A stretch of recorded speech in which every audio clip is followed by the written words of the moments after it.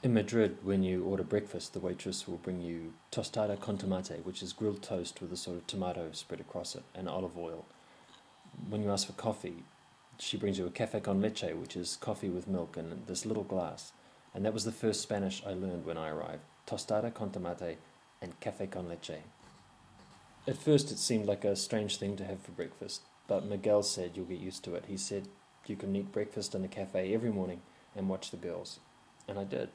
I mean, I got used to the breakfast. I didn't watch the girls.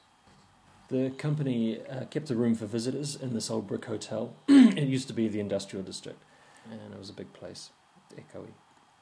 It must have been really cold in winter, but in the summer, it was wonderful. The tenants all left the doors and the windows open just to let the breeze through. And sometimes my papers got blown around, but I'd numbered them, so that was okay. I never lost anything.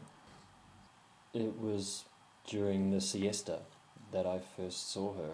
I was sleeping, or trying to sleep, and she walked past the crack in the door.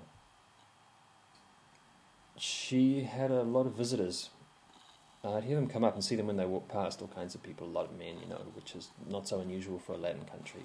And I did think, maybe she was an escort or something like that. But women would visit her too, and some of the local kids, so that didn't really add up. And I wondered if she was maybe, selling something. It was difficult working with all the activity, trying to concentrate. I'd find myself listening. Sometimes I get her mail. The superintendent would distribute mail around the buildings, and he'd get the letters mixed up sometimes, and it was no big deal. I just put the letters back under the door. I never read them or anything. But I did notice that they were sometimes addressed to different people, and I thought, wait a minute. I mean, everyone gets the wrong mail.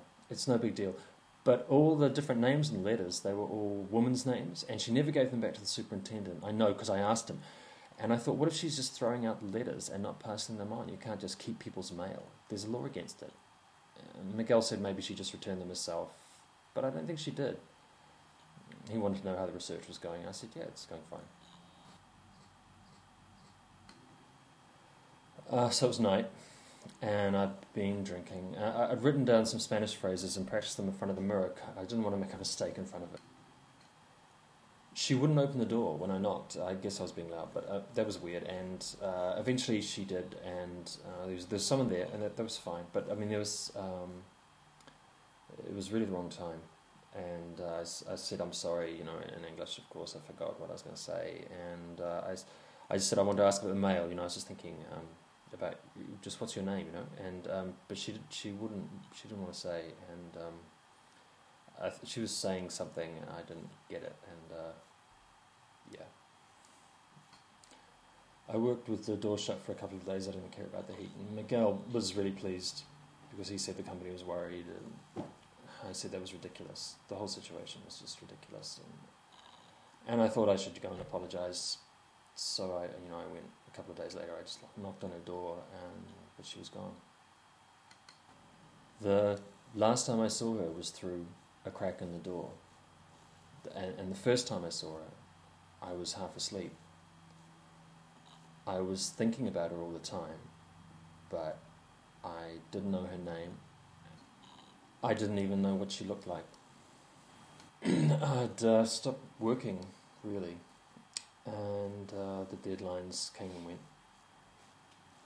Miguel called a meeting. I knew what was coming. He wanted to know where the research was, what he'd been doing all this time. He was really pissed off, and I didn't make any excuses.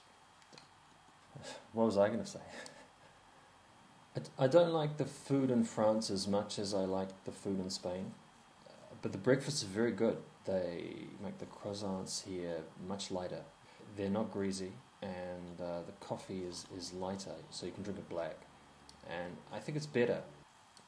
I have a pretty good room. It's in the 10th arrondissement, and you can smoke in the workers' cafes. There's a law from Brussels that says you can't, but people do. I don't think it's really a law. And I've got work, and I go down and I have breakfast in the mornings in this little cafe.